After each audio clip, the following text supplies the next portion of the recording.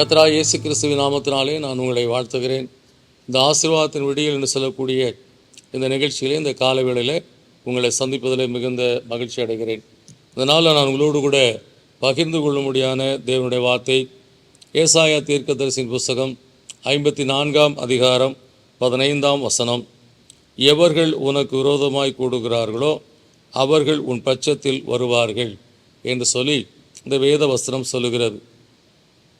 வேதத்தில் நாம் அநேக இடங்களிலே நாம் பார்த்துருக்கிறோம். விசேஷமாக ஆபிரகாமுடைய வாழ்க்கையில பார்க்கும்போது ஆபிரகாமுக்கு விரோதமாய் அங்கே எழும்பி வந்தவர்கள் பின்பாக ஆபிரகாமோடு உடன்படிக்கை செய்து அவனோடு உணவு உண்டு அவனை விட்டு கடந்து சென்றார் சொல்லக்கூடிய காரியத்தை பார்க்கிறோம். அதேபோல் ஈசாக்கோடும் ஏற்பட்ட அவன் துறவு தோண்ட அதை மூடி போட்டார்கள். பின்பு கர்த்தர் அவன் பட்சத்தில் இருக்கிறார் என்று சொல்லக்கூடிய காரியத்தை அறிந்து கொண்ட பின்பாக அந்த மக்களும் ஈசாக்கோடு உடன்படிக்கை பண்ணி சமாதானமான நிலையிலே கடந்து சென்றார்கள் சொல்லக்கூடிய காரியத்தை குறித்து நாம் வேதத்திலே வாசிக்கிறோம். எனவே இந்த வேத வசனம் சொல்லுகிறது, எவர்கள் உனக்கு விரோதமாய் கூட்டம் கூடுகிறார்களோ, விரோதமாய் கூடுகிறவர்கள் அநேகராக இருக்கலாம், அநேக காரியமாக இருக்கலாம், பொறாமையினாலே எரிச்சலினாலே என்று சொல்லி நம்முடைய ஆசீர்வாதத்தை பார்த்து கர்த்தர் நம்ம ஆசீர்வதித்திருக்கிறதை பார்த்து இதெல்லாம் நினைத்து பலவிதமாய் நமக்கு விரோதமாய் சத்துருக்களாய் காணப்படுவார்கள், விரோதமாய் காணப்படுவார்கள். ஆனால் ஒரு நாளிலே அவர்கள் அறிந்து கொள்வார்கள் கர்த்தர் கூட இருக்கிறார் என்று சொல்லி நிச்சயமாய் அறிந்து கொள்வார்கள். அந்த நாள் வரை நம்முடைய வாழ்க்கையில் சில நெருக்கங்களோடு கூட தான் நாம் கடந்து செல்ல கொண்டு இருக்கக்கூடிய காலங்களாய் காணப்படும். எத்தனையோ விதமான காரியங்களை நமக்கு விரோதமாய் செய்தும் அதில் அவர்கள் ஜெயம் பெற முடியாதபடி போகும்போது ஈசாக்கு வெட்டின துறவுகளை எல்லாம் அவர்கள் எடுத்துக்கொண்டார்கள். மறுபடியும் ஈசாக்குடைய வேலைக்காரிடத்தில் போராடி கொண்டே இருந்தார்கள். ஆனால் நாளொன்று வரும்போது அவருடைய வாழ்க்கையில் உணர்ந்து கொண்டார்கள் தேவன் ஈசாக்கோடு இருக்கிறார் என்று சொல்லக்கூடிய காரியத்தை. அதன் பின்பாக அவர்கள் அந்த காரியத்தை விட்டுவிட்டால். காரணம், கர்த்தர் ஈசாக்கை அதிகமாக ஆசீர்வதித்தார். தேசத்தில் விதைத்த போது 100 மடங்கு விளைந்தது. அவன் நாளுக்கு நாள் விருத்தி அடைந்து பலத்தவனானான்னு சொல்லக்கூடிய காரிய வேதத்தில் சொல்லப்பட்டிருக்கு.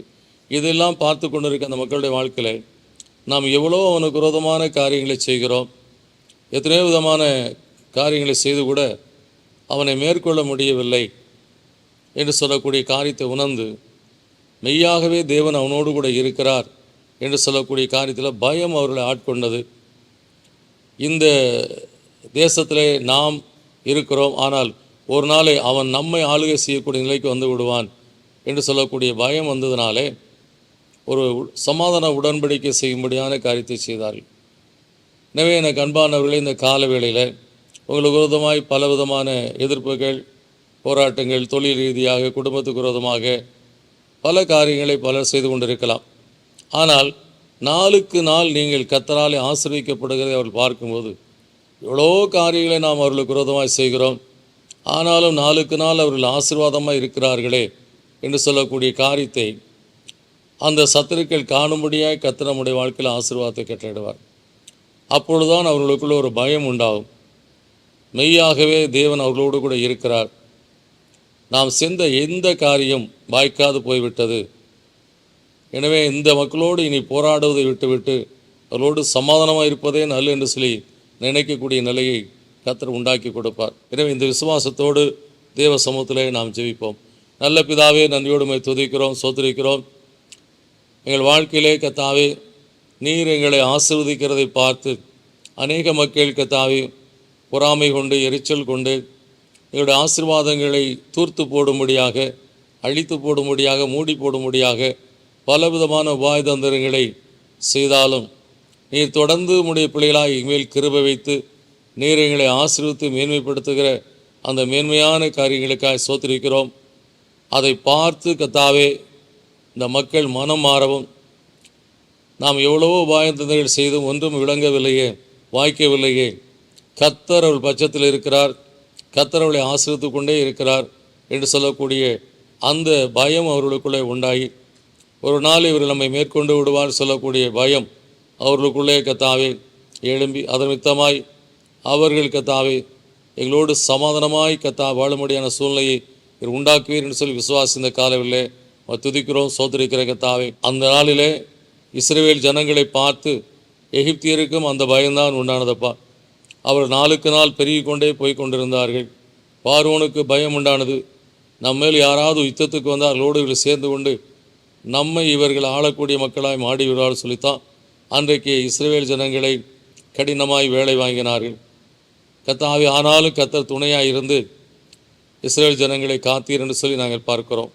அதே போல கத்தாவே, எங்களுக்கு விரோதமாய் எத்தனை மக்கள் எழுப்பினாலும் நீர் எங்கள் பட்சத்தில் இருக்கும்போது எல்லாரும் நிச்சயமாக ஒரு பயம் அவர்களுக்குள்ளாய் உண்டாகிவிடும். எப்படி பார்வோன் அவர்களை பார்த்து நீங்கள் போங்கள், எனக்காகவும் வேண்டிக் கொள்ளுங்கள், என்னையும் ஆசீர்வதிங்கள்னு சொல்லி அவன் சொன்னது போல சொல்லக்கூடிய வார்த்தையை நாங்களும் எங்களுக்கு எதிராக இருக்க மக்கள் வாயிலிருந்து கேட்க முடியாது நீ செய்கிற தேவனப்பா. அப்படியே நீ செய்த ஆசீர்வதியும். எந்த மக்கள்லாம் அந்த காலையில் கலக்கத்தோடு இருக்கிறார்களோ அந்த கலக்கங்கள் நீங்கி நிச்சயமாய் கர்த்தர் எங்களை மேன்மைப்படுத்தி ஆசீர்வதிப்பார். நாங்களும் தசால ஜனங்கள் மத்தியில் ஆசீர்வாதமான ஒரு வாழ்க்கை வாழ்வோம். அதை கண்டவர்கள் பயப்படாத சில விசுவாசத்தோடு கர்த்தாவே உடைய சமூகத்தில் எப்பொழுதும் காணப்பட அருள் செய்தலும் கர்த்தாவே ஆசீர்வதித்தலும் இயேசுவின் நாமத்துக்கு நல்ல பிதாவே, ஆமென். நிச்சயமாக நம்மை சுற்றி இருக்கிற மக்களுடைய கண்களுக்கு முன்பாய் கர்த்தர் நம்மை மேன்மைப்படுத்தி ஆசீர்வதிப்பார். அவர்கள் நம்மோடு கூட சமாதானமாய் வாழும்படியான கிருபையை கர்த்தர் கொடுத்து ஆசீர்வதிப்பார். God bless you.